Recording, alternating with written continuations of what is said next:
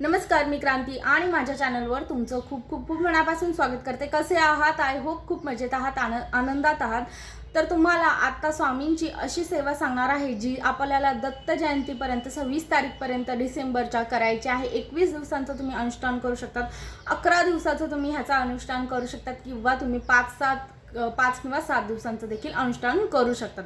तर आता ही सेवा काय आहे ते मी तुम्हाला ह्या व्हिडिओमध्ये सांगते। व्हिडिओ शेवटपर्यंत न स्किप करता अजिबात म्हणजे बघायला विसरू नका, कारण ह्या सेवा जी आहे ती खूप महत्त्वाची आहे आणि त्याच्यामध्ये सांगितलेले छोटे छोटे जे नियम आहेत ते तुम्ही पाळलात तरच त्याचं पूर्ण फळ तुम्हाला मिळणार आहे। सेवा म्हणजे काय आहे तर तुम्हाला दत्त जयंतीपर्यंत तारक मंत्राचे तुम्हाला अनुष्ठान करायचं आहे। ते तुम्ही किती दिवसांचं करू शकता ते तुमच्यावर आहे। आजपासून जर तुम्ही 6 डिसेंबरपासून केलं तर ते 21 दिवसांचं होईल किंवा तुम्हाला 11 दिवसांचं करायचं असेल तर तुम्ही 11 दिवसांचं देखील करू शकतात। तर तारक मंत्राचा अनुष्ठान करणं म्हणजे काय तर तारक मंत्र एकाच वेळेला एकाच आसनावर एकाच ठिकाणी बसून म्हणणं ह्याला अनुष्ठान करणं असं म्हणतात। म्हणजे जर तुम्ही आजपासून सुरू करणार असाल तर तुम्ही ती वेळ निश्चित करा।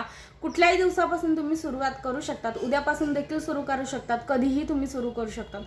तर तुम्हाला हा व्हिडिओ मिळाल्यानंतर तेव्हा तुम्ही सुरू कराल, त्याच्यानंतर तुम्हाला म्हणजे एकच वेळ ठेवायची आहे, एकच आसन ठेवायचं आहे आणि शक्यतो देवघरामध्येच बसून तुम्हाला ही सेवा करायची आहे। कारण स्वामींची आपल्याकडे मूर्ती असते, स्वामींची मूर्ती नसेल तर दत्तगुरूंचा फोटो मूर्ती काही ना काही आपल्या घरामध्ये असतंच। तर त्यामुळे तुम्हाला सेवा तिथे करायची आहे, देवघरासमोर बसून एकच वेळ निश्चित करायची आहे। त्याचबरोबर आसन जे आहे ते पण तुम्हाला एकच ठेवायचं आहे, आसन देखील चेंज करायचं नाही। पहिल्या दिवशी फक्त संकल्पयुक्त तुम्हाला सेवा करायची आहे आणि 11 वेळा तुम्ही तारक मंत्र म्हणू शकतात। 11 वेळा 21 वेळा, कोणाला वेळ असेल जास्त त्यांनी 108 वेळा म्हणालात तरीही चालणार आहे।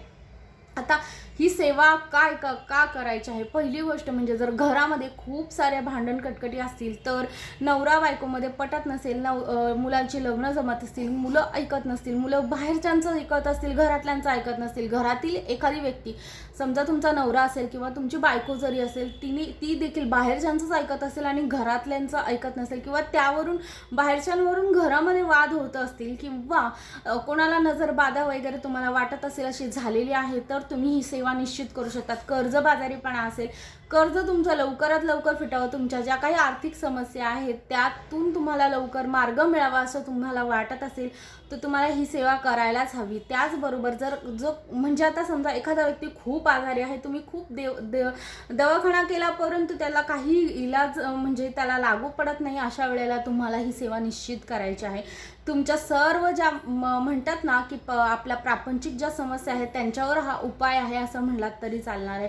तुम्ही बाकी काही करायला वेळ नसेल तर ही सेवा तुमच्यासाठी खरोखर एक म्हणतात ना तारक मंत्र आहे, तारणाराच आहे, संजीवनी असं म्हटलं तरी चालणार आहे। हा मंत्र तुम्हाला म्हणत असताना एक काचेचा शक्यतो ग्लास घ्या, पाणी घ्या, त्याच्यामध्ये जे तुम्ही फिल्टरचं किंवा कसं उकळून पाणी घेत असाल ते जे पिण्याचं पाणी असतं ते तुम्हाला घ्यायचं आहे। 2 अगरबत्त्या तिथे प्रज्वलित करायच्या आहेत। त्याच्यानंतर तुम्हाला तारक मंत्र म्हणायचा आहे 11 वेळा किंवा 21 वेळा। तुम्ही पहिल्याच दिवशी संकल्पामध्ये सांगायचं आहे की आपलं गोत्र काय आहे, आपण कोण आहोत हे सांगायचं आहे दत्तगुरूंना आणि त्याच्यानंतर तारक मंत्राची ही सेवा तुम्ही कुठल्या म्हणजे मनोकामनेसाठी करत आहात हे देखील तुम्हाला तेव्हा पहिल्याच दिवशी सांगायचं आहे। त्यानंतर हा तारक मंत्र तुम्ही किती वेळा म्हणणार आहात, कुठल्या वेळेला म्हणणार आहात हे देखील तुम्हाला त्यावेळेसच सांगायचं आहे। त्यानंतर तुम्हाला हा तारक मंत्र म्हणायचा आहे आणि त्याच्यानंतर रोज अगदी तुम्हाला संकल्प करण्याची काही गरज नाही आहे, रोज फक्त तुम्हाला त्याच वेळेला जाऊन तुम्हाला तारक मंत्र म्हणायचा आहे। तारक मंत्र म्हटल्यानंतर तिथे जे म्हणजे तुम्ही माळेवर म्हणू शकतात किंवा तुम्ही काहीतरी अशी वस्तू घ्या की शेंगदाणे वगैरे असे जे आहेत ते काउंटिंग करण्यासाठी 11 वेळा वगैरे, आणि उजवा हात जो आहे तो तुम्हाला पाण्याच्या ग्लासावर ठेवायचा आहे। त्याच्यानंतर जी विभूती तयार होणार आहे आपल्या अगरबत्तीची ती थोडीशी चिमूटभर तुम्हाला त्या पाण्यामध्ये टाकायची आहे, न कळत टाकायची आहे, अगदी भस्कन टाकू नका।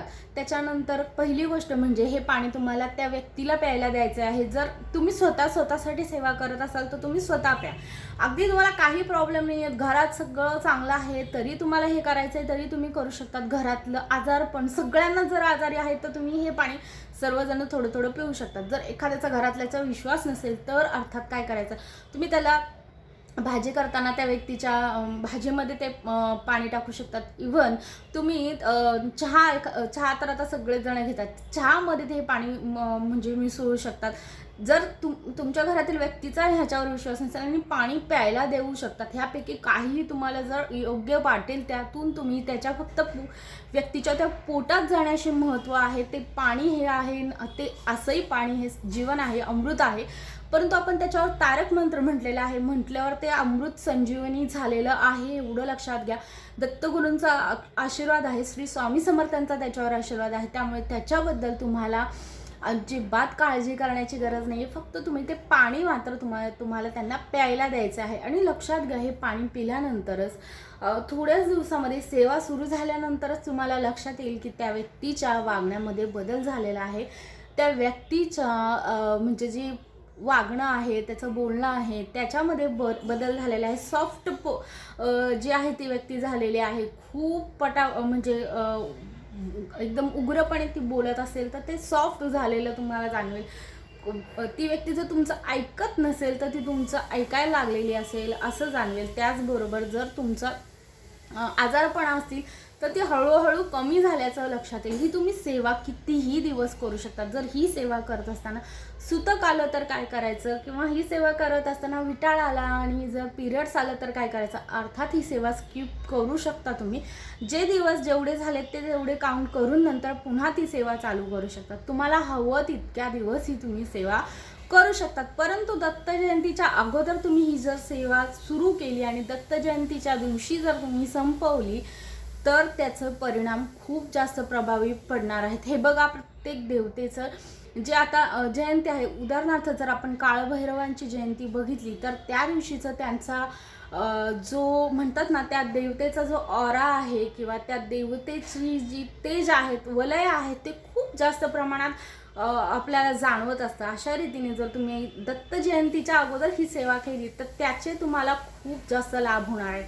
म्हणून ही सेवा अगोदर करायची आहे, किंवा तुम्हाला अगदी वेळ नाही तर त्या दिवशी देखील तुम्ही तितक्या वेळा करू शकतात। परंतु त्याच्या अगोदर केली तर दत्त जयंतीच्या दिवशी तुम्ही त्याची समाप्ती नक्की करू शकतात। आणि हे बघा, ही अशी सेवा आहे ना, ही तुम्ही कधीही करू शकतात। परंतु दत्त जयंतीचा जो आपल्याला म्हटलं ना, काळ जो असतो ना, आपल्याला हा जो टायमिंग असतो तो खूप महत्त्वाचा आहे। कारण त्या दिवशी त्या प्रत्येक देवतेचं जे वलय आहे ते खूप तेजपुंज झालेलं असतं आणि त्याच्यातल्या ज्या आपल्याला लहरी मिळत असतात ना, त्या खूप जास्त अधिक पटीने मिळत असतात। म्हणजे जे प्रॉब्लेम तुम्ही नंतर सॉल्व्ह होण्याऐवजी अगोदर सॉल्व्ह होत असतात।